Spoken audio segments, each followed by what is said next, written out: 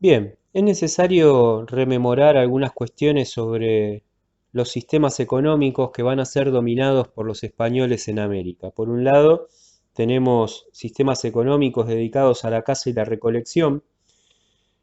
Después tenemos la pesca y la caza, los sistemas agrícolas, o como se le conoce también, agropastoriles por parte de los diaguitas, que vivían en el noroeste de nuestro actual territorio, el NOA, que hemos visto el año pasado.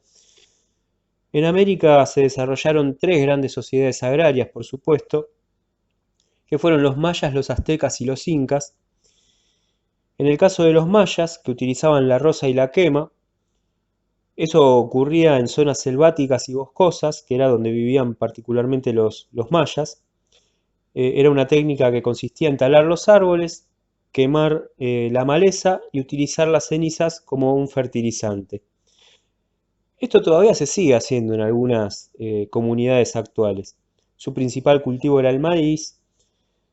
La magnitud de las construcciones mayas demuestra que contaban con excedentes agrícolas que permitían que una parte de la población no tuviera que realizar ningún tipo de tarea agrícola y pudiera dedicarse a otras actividades. El sistema de roza y quema fue y es utilizado, como decía recién, por otros pueblos que están rodeados de alguna manera por selvas y bosques. Incluso muchas veces van a escuchar que esa roza y quema en la actualidad genera grandes incendios. En el caso de los aztecas lo hacían por medio de las chinampas.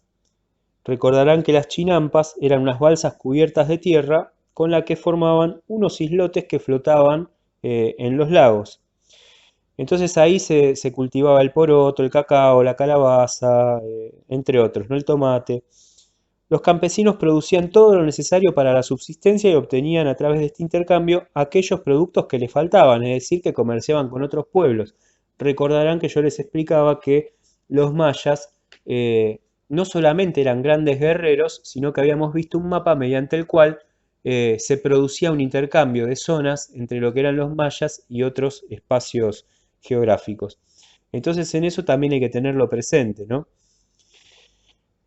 Las terrazas de cultivo, es decir, tenían desarrollado una forma de intercambio interesante. En el caso de los incas, que se van a desarrollar en la región andina, vamos a ver lo que son las terrazas o los andenes como canales de riego. Recuerden la foto que les había pasado sobre lo que ellos producían en las montañas en forma de escalera. Y sus principales cultivos eran la quinoa, el maíz, la papa, la coca, la kiwicha. En el caso de la quinoa, hay un movimiento comunitario de mujeres actualmente en la región andina que se dedican justamente a cultivar quinoa y que ante la falta de trabajo es como comenzaron a hacer este tipo de emprendimiento. E hicieron que sus maridos, que se tenían que ir a trabajar a la ciudad y pasar mucho tiempo allí sin verse, pudieran retornar a la región a trabajar en torno al cultivo de la quinoa. Fíjense lo importante de lo socioambiental en esta cuestión, ¿no? Encontrar la armonía con la naturaleza para generar, por supuesto, una red de comercio, de trabajo, que les permita recuperar la familia. Eso es increíble. Se manejaban en aylus, donde el curaca era el jefe del aylu, el encargado de repartirlas y administrarlas. Los miembros del aylu tenían el usufructo temporal y rotativo de una parcela a la que, por supuesto, tributaban, ¿no? El curaca era quien recaudaba ese tributo y una parte la entregaba al inca, que era el soberano. La organización de los trabajos comunales también se regía sobre la base del aylu. Y además de esos trabajos dentro de la comunidad, los campesinos trabajaban para el Inca, ¿sí?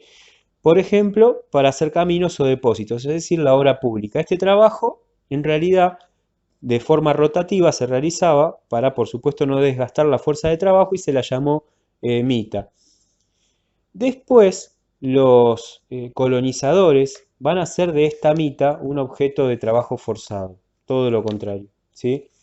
Este, entonces hasta acá, como vimos el año pasado, y retomando un poquito esa situación, nos estamos encontrando a unas sociedades que no es que eran sociedades rudimentarias entendidas desde ellos mismos, sino que los que van a entender lo rudimentario de estas sociedades van a ser en realidad los españoles y los europeos. Y acá nosotros construimos tres etapas de conquista española. Una que va desde la conquista y ocupación del Caribe, la otra que es la de la conquista de los aztecas y los incas, no los mayas, porque los mayas estaban prácticamente extinguidos a la llegada de los españoles, si bien quedaba algo muy poquito, ya lo tomamos como una parte periférica de la conquista que se va a dar entre 1550 y 1600. En la conquista de los aztecas, desde Cuba, el gobernador Diego Velázquez logró autorización real para poder enviar expediciones hacia el oeste, es decir, explorar el litoral marítimo y comprobar si existía un rico imperio en esa zona. Por supuesto, lo envía al ya reconocido por todos y todas Hernán Cortés, desobedeciendo los mandatos de Velázquez. Partió con 11 navíos, alrededor de 600 hombres y 15 caballos para internarse en el continente. Esta es la famosa historia de los 15 jinetes que lograron destruir un imperio. Poco después de desembarcar fundó Veracruz, que fue el primer asentamiento español en tierra mexicana. A medida que avanzaba en su recorrido, estableció alianzas con distintas poblaciones locales sometidas por los aztecas, que acá venía esta historia de los 15 jinetes. Como los aztecas habían sometido a poblaciones locales, bueno, ahora estas poblaciones locales se unían a los españoles para ir en consecuencia a atacar a los aztecas, aprovechando el resentimiento que tenían contra ellos, ¿no? En Tlaxcala, que son muy difíciles los nombres, les ofreció la paz y los invitó a luchar juntos. Por supuesto que después esto se va a ver claramente traicionado. Al poco tiempo tuvo los primeros contactos con los emisarios, y allí, emisarios de Moctezuma, y allí, en Tlatoani, que era como la Confederación Azteca, en un primer momento la apariencia, las armas y las actitudes de los españoles hicieron pensar a estos aztecas que eran enviados de Quetzalcoatl, que era el dios, ¿se acuerdan? Era el dios que había prometido regresar. Atraídos por los regalos que les ofrecían Cortés y sus tropas, decidieron marchar sobre Tenochtitlán. En su camino hacia la capital azteca, Cortés atacó Cholula, la ciudad más grande de Tenochtitlán, y causó la muerte de más de 5.000 personas y el incendio de la ciudad. En 1519 Cortés entró a la capital azteca sin encontrar resistencia. Entonces recorrió junto al Tlatoani la asombrosa ciudad, lo que le permitió obtener la valiosa información sobre las riquezas de los territorios controlados por los aztecas, o sea, la organización militar, las características de defensa de la ciudad, y luego de varios meses tomó prisionero a Moctezuma y lo obligó a declararse vasallo del rey Carlos I. Durante una breve ausencia de Cortés, se inició una rebelión, por supuesto, contra los invasores. Siempre es esta fuerza de tensión, ¿no? En este intento de dominación había una reacción. No fue sumisamente el intento de conquista por parte de los españoles, y mucho menos de Cortés. Y ahí es donde muere Moctezuma, aparentemente apedreado por su propio pueblo, y en la que los españoles asesinaron a los principales nobles aztecas. Los conquistadores se vieron obligados a huir de Tenochtitlán y se refugiaron en Tlaxcala. La retirada, conocida como la Noche Triste, fue muy sangrienta y los españoles perdieron muchísimos hombres, armas y riquezas. Cortés reorganiza su ejército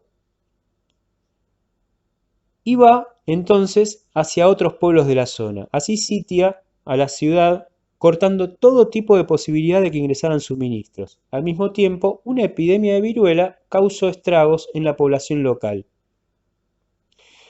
Capturan a Cuauhtémoc, sucesor de Moctezuma, en 1521, lo que significó la caída definitiva de la capital en manos españolas.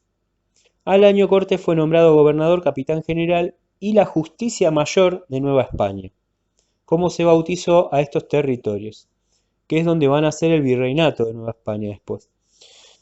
Desde allí se enviaron expediciones para controlar el norte y el sur de México, con lo cual se logró definitivamente dominar América Central en muy poquitos años. La Malinche es una historia muy particular. Al desembarcar algunos pueblos, obsequiaron mujeres a los conquistadores y entre ellas se encontraba Malintzin o Malinche, conocida como Marina por los españoles. Cortés la tomó como concubina e intérprete, ya que conocía las lenguas mayas y náhuatl, y aprendió muy rápido el castellano. Su colaboración con los españoles generó una leyenda sobre su persona que inspiró cuentos y canciones, como La maldición de la Malinche, que decía lo siguiente: del mar los vieron llegar, mis hermanos emplumados, eran los hombres barbados de la profecía esperada. Se oyó la voz del monarca de que el dios había llegado, y les abrimos las puertas por temor a lo ignorado. Iban montados en bestias, como demonios del mal, iban con fuego en las manos y cubiertos de metal. Hoy, en pleno siglo XX, nos siguen llegando rubios y les abrimos la casa. Y los llamamos amigos, pero si llega cansado, un indio de andar la sierra, lo humillamos y lo vemos como extraño por su tierra.